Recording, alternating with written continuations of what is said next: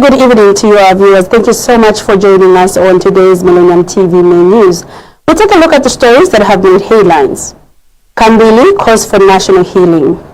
Government dismisses claims that Bill 7 favors President Hichilema as FDD maintains Bill 7 is illegal. Minister of Finance Situmbeko Musokotwane urges all Zambians to pay taxes to sustain economy. And government slashes electricity connection fees to 300 kwacha. In international news, nearly 100,000 displaced in recent weeks as violence spreads across the northern Mozambique. And in sports, Fawaz presses the government on Copper Queen's unpaid allowances. With the news in detail, I'm Cleopatra Nankonde. Now, former government spokesperson Chishimba Kambwili has urged political leaders across the country to prioritize national healing and unity, saying Zambia's current political and economic environment is not favorable for ordinary citizens. Speaking during a media briefing today, Mr. Kambwili appealed to both the public and those in leadership to reflect on Zambia's political history and draw lessons that can help strengthen the nation's democratic culture. He underscored the need for transparency governance, describing it as a fundamental principle that should guide government decision and policy implementation.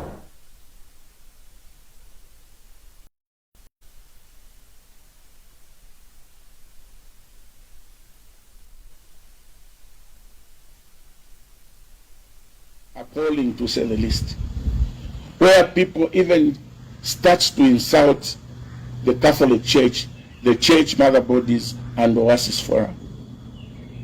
In 2021, before the UPND came to power in 2020-2021, it was the Oasis Forum, it was the church mother bodies that played a pivotal role in making sure that Bill 7 did not go through.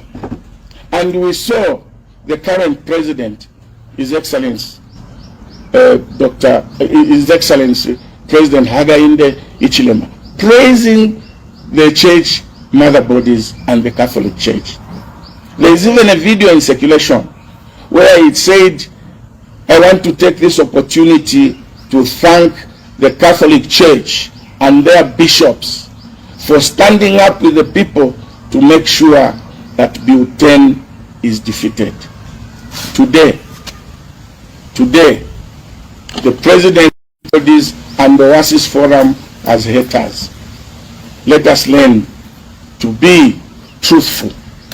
Let us learn to be truthful, because if we are not truthful to one another, and if we want only support for what we want to happen, then we are not worth being called leaders. What is good for the goose must be good for the gander. What has changed today that the church mother bodies, the Catholic Church, have become haters? Is it because they are not supporting Bill 7 just as much as they did not support Bill 10, and because a sitting president wants Bill 10 to go through at all costs? And the problem that we have in this country, it's us the citizens. It's us the citizens. We are allowing this kind of manipulation. Now, government has dispelled allegations that the ongoing constitutional amendment process is designed to extend or benefit President Hakainde Hichilema's political tenure, insisting that such claims are baseless and ignore the real issues at hand. Information and Media Minister Cornelius Mweetwa says the core purpose of Bill 7 is to correct long-standing constitutional lacunas, not to alter presidential term limits or tilt the political landscape in favor of the sitting head of state.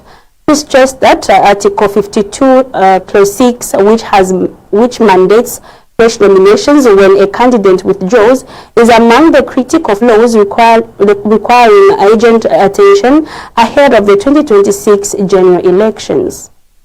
Mr. Mweetwa notes that these weaknesses have plagued the Constitution since 2016, when the document passed without a thorough interrogation. He says that ambiguity surrounding presidential petitions, such as whether the 14-day hearing period includes weekends and whether judges should rule or not, should rule immediately or after the election, is a recipe for instability. So those who are alleging that this Bill 7 amendment is meant to strengthen President Hakainde Hichilema and give him political advantage should have an introspection of themselves, that there are matters we must joke around as citizens, and there are matters we must take serious because they border on national security if left unattended to, such as these two issues I've highlighted, that stand firm in terms of either holding the credibility and integrity of our elections or not. So, usual and mere political discourse, which is encouraged by our Constitution, should not overlap into issues that hold the nation steadfast as a going concern going forward. So those who are alleging that this is not opportune moment, we invite them to have an introspection on these two serious matters. If they would like to go into 2026 general election with a possibility that a candidate at presidential level may withdraw 2 weeks before those elections and plunge the nation into a constitutional and political crisis. Secondly, that in an event of a presidential petition, if they are desirous that the court should just hear a matter and shelve it and render ruling after 4 years. These are serious matters that require that those who hold themselves to have an opinion to which others may be influenced should take serious and not do politics as usual. For President Hakainde Hichilema and his administration, and therefore government, with a mandate to govern this country emanating out of an unquestionable electoral victory, we shall not relent to do the right things for our country. Notwithstanding that these particular critical provisions may, if you had an abusive leadership, be taken to be an advantage, we are here to promote genuine democracy and the growth of the rule of law and a stable political environment in our country that should provide a platform for development, national development, intended to uplift the livelihoods of our people. That is what we are here for, and that is why we are determined to ensure that we do the right things for our country. Let me therefore... But Forum for Democracy and Development, FDD spokesperson Anthony Mweetwa has reiterated the party's position that Bill 7 remains illegal and should not surface in Zambia's political discourse. Dr. Mweetwa says the FDD continues to oppose both Bill 7, stressing that the party will only support President Hakainde Hichilema's constitutional amendment efforts if the process is accorded adequate time and includes a genuine nationwide consultation. He argues that there is no urgent need to amend the constitution, particularly if the primary qualification is the limitation, an argument that he says has become central to the UPND push for constitutional reforms. Mr. Mweetwa redirected focus to Zambia's current economic challenges, noting that electricity shortages, food insecurity, and the rising cost of living should take precedence over constitutional changes. He emphasized that these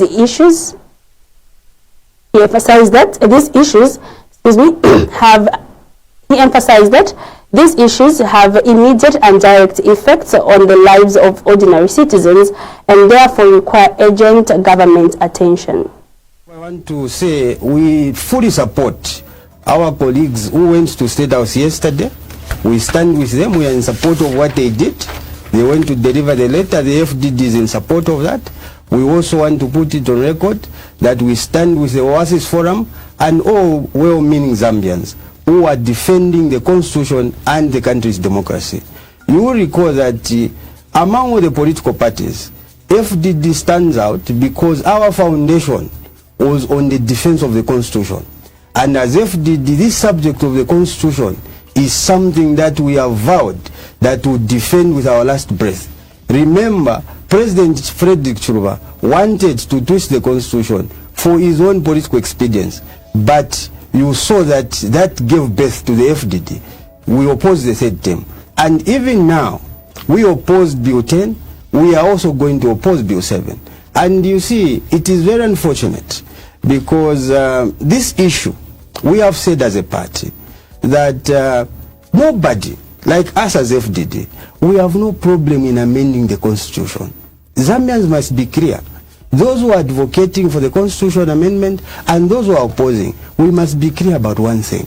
Those that are advocating for constitution amendment, we are not disagreeing with them. We are saying, yes, the constitution needs actually to be consolidated. You might be aware that our constitution does not sit in one document. We have on the one side the Bill of Rights, which sits in the 1996 Constitution. On the other side, we have got the Amendment Act number 2 of 2016, which is our current statute, which is the Constitution. On governance and development advocates, Zambia Executive Director Elias Mulenga has accused the Oasis Forum of deliberately stalling constitutional amendment processes, alleging that the coalition has a long-standing pattern of opposing reforms regardless of which government is in office.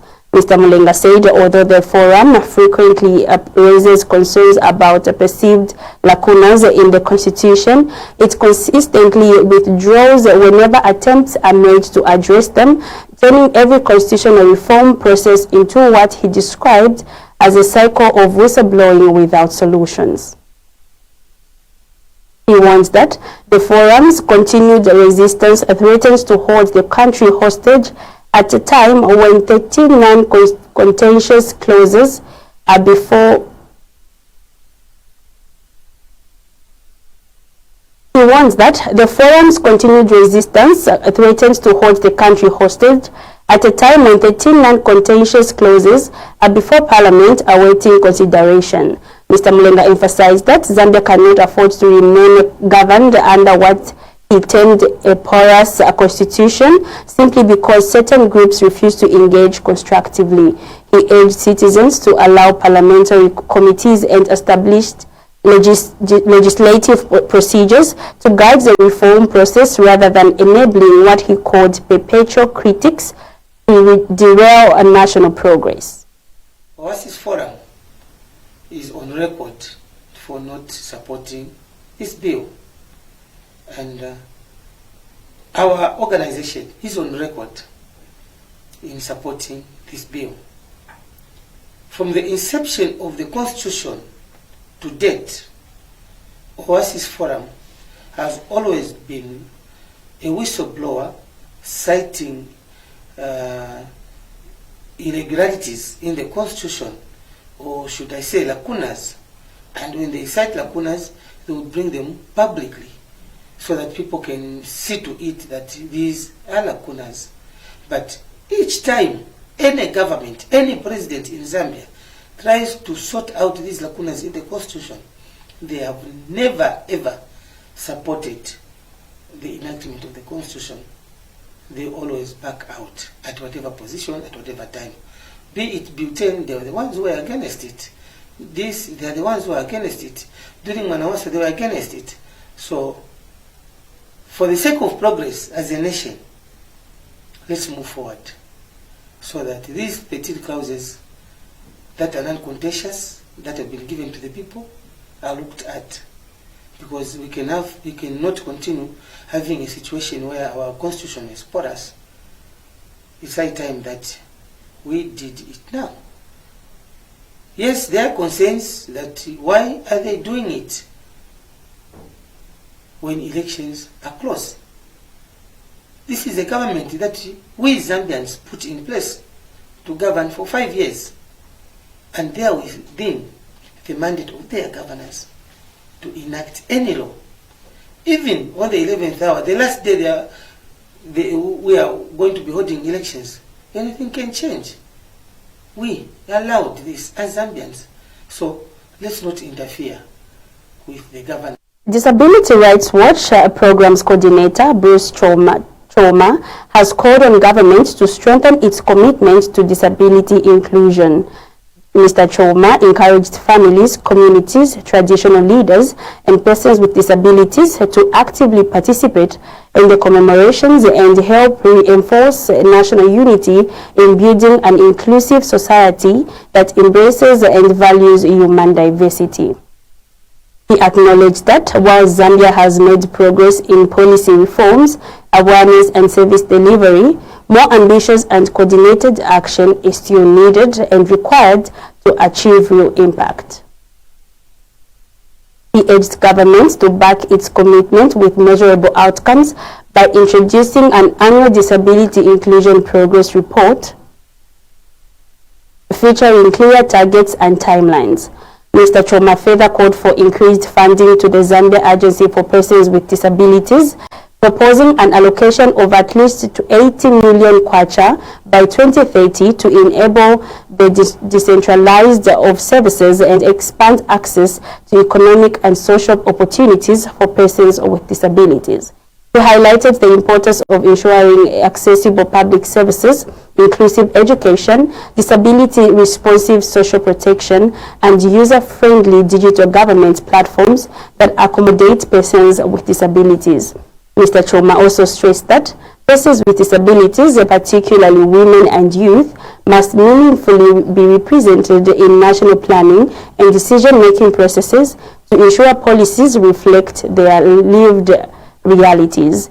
He affirmed DRWC's readiness to work collaboratively with government, organizations of persons with disabilities, development partners, and the private sector to translate these priorities into practical, impactful programs.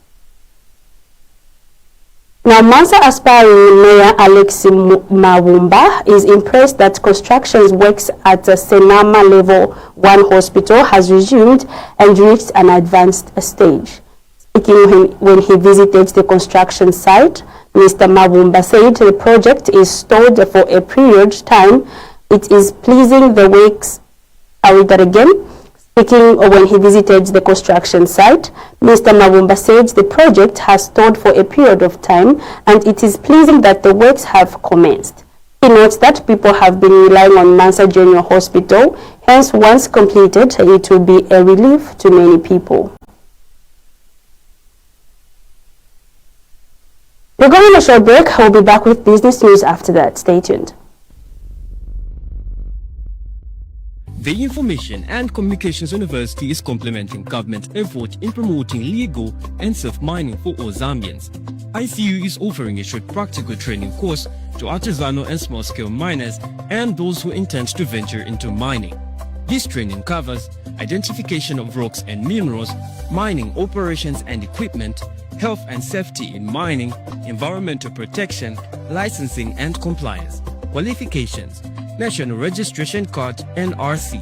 Apply now at www.icuzambia.net.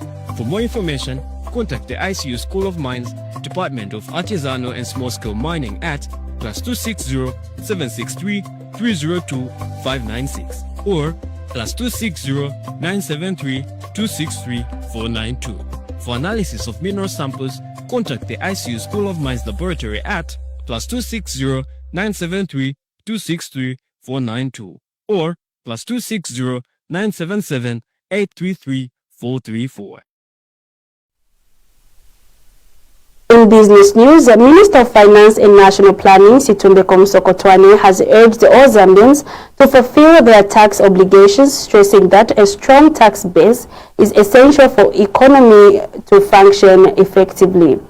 Speaking in Parliament today during debates on the proposed increase in mobile money transaction taxes, The minister highlighted that the majority of revenue required to fund the 2026 national budget must come from domestic sources. Dr. Musokotwani noted that consistent tax compliance is critical for financing essential services, infrastructure development, and government programs that directly benefit citizens. He emphasized that every Zambian, regardless of income level, has a role to play in sustaining national development. The finance minister further explained that while external funding and loans are important, relying heavily on them is not sustainable, as local revenue generation, particularly through taxes, remains the most reliable means of supporting the country's fiscal needs and ensuring economic stability. He urged lawmakers, businesses, and public to support the government's efforts in broadening the tax base, reinforcing that a compliant tax-paying population is key to achieving Zambia's development goals. To bring them development is not being stolen, as was the case in the past. Madam Speaker, let me say that the charge that the increase in the levy has been excessive, I would suspect that it comes about because of misunderstanding, because Honorable said the initiative brings together the World Bank Group, the African Development Bank, and other partners to support sub-Saharan African countries in providing electricity access to 300 million people.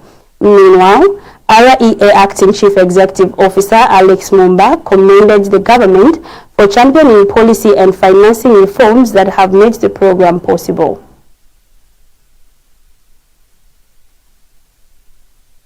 And this is the program now we are officially launching today. And it excites our citizens. You know, people might think it's just connection. These things, they speak to something. When we are talking of economic growth, it's not by abracadabra. To grow an economy, you must have energy, because it's a key driver. It's a key driver for us to make sure that we grow our economy. And this is what we are committed to as government. New Dawn government has committed to make sure that the economy of this country has to grow. The GDP of this country has to grow, not where we are. Those are the targets we have committed ourselves, so that even the livelihood of our people will not be the same. We thank the World Bank for their generous support in ensuring that the program for government takes off in the manner that it has. We thank you for COMESA, for the capacity that they are giving us in some aspects of the project. We also want to thank you, the private sector, who have been with us when we took the strategy to ensure that we do not just rely on the grid, but also open up in the off-grid sector so that we can ensure that everybody has electricity. And many other collaborating partners that I may not mention. Ascent Zambia now ushers in a future where electricity powers opportunities, where no community is left behind, and where clean energy becomes the foundation of prosperity. REA stands ready, Honorable Minister, to deliver with efficiency, accountability, and agency. Together, we will light up the rural Zambia and build a more inclusive, productive, and sustainable nation. For Zambia, the Inaba Agricultural Policy Research Institute has held the proposed Agriculture Credit and Warehouse Receipt Bill 2025 as a potential game changer for Zambia's agriculture sector, particularly in addressing the challenges faced by small-scale farmers in accessing credit. Speaking during submissions before Parliamentary Committee on Agriculture, Lands and Natural Resources today, IAPRI Executive Director Brian Mulenga said the bill is designed to regulate agriculture credit and warehouse receipt systems, promote efficient credit mechanism, and strengthen the legal framework supporting the sector. Dr. Mulenga highlighted that the bill offers several advantages for small-scale farmers, including improved access to credit, lower interest rates, market stability, price transparency, risk management, increased investment, and enhanced infrastructure. He explains that licensed warehouses will be required to meet specific standards, ensuring commodities are stored properly, reducing post-harvest losses, and contributing to improved food security. Meanwhile, National Union for Smallholder Farmers Executive Director Frank Kayula recommended the establishment of a dedicated agricultural bank to complement the bill. Dr. Kayula emphasized that a specialized financial institution could further ease access to credit and strengthen support for small-scale farmers. Now, Economic Freedom Fighters EFF President Kasonde Mwenda has accused Vendata Resources of failing to honor its investment pledges for Konkola copper mines, warning that continued delays are worsening socio-economic hardships on the copper belt. Dr. Mwenda said the mining conglomerate has not delivered a total amount of 1.5 billion US dollars it committed to injecting into KCM operations. He further alleged that Vendata's promise to provide 500 million US dollars for corporate social responsibility programs has equally not been fulfilled. Mr. Mwenda argued that Mr. Mwenda argued that failure to recapitalize one of Zambia's key mining assets has contributed to prolonged operational stagnation, resulting in declining production, reduced contractor activity, and job losses. He claims that communities across the copper belt are experiencing severe hunger and rising poverty levels, which he attributed to widespread unemployment and dwindling economic activity linked to uncertainty at the mine.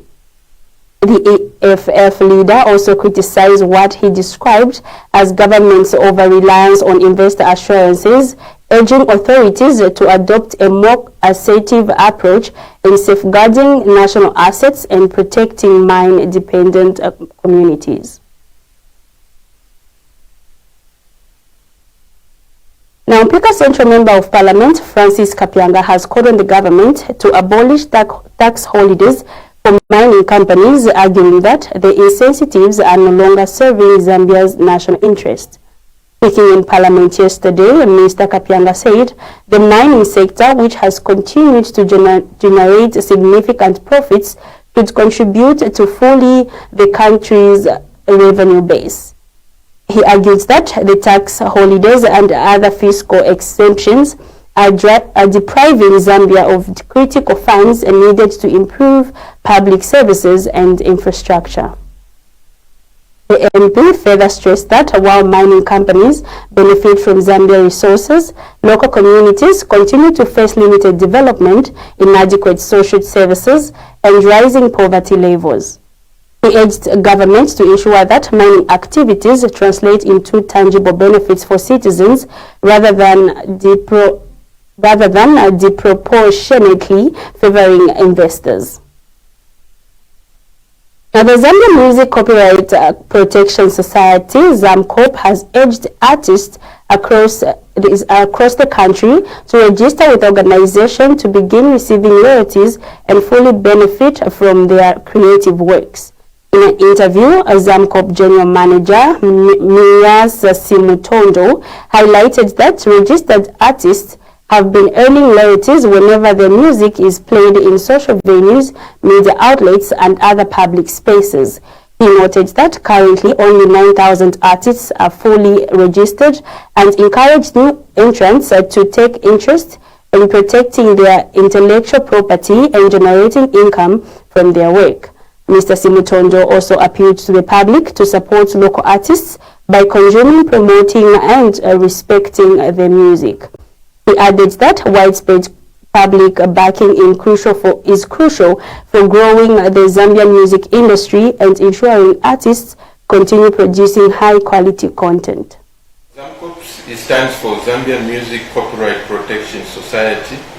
It was formed in 1996 by composers, authors and publishers of music to be able to represent them, or in short, to administer their copyright.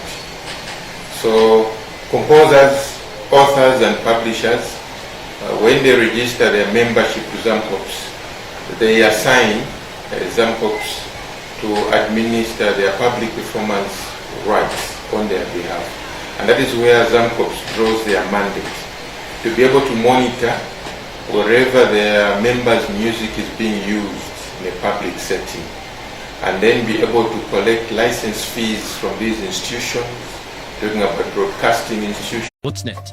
For more information, contact the ICU School of Mines, Department of Artisanal and Small-Scale Mining at +260 763 302 596 or +260 973 263 492. For analysis of mineral samples, contact the ICU School of Mines Laboratory at +260 973 263 492 or +260 977 833 434.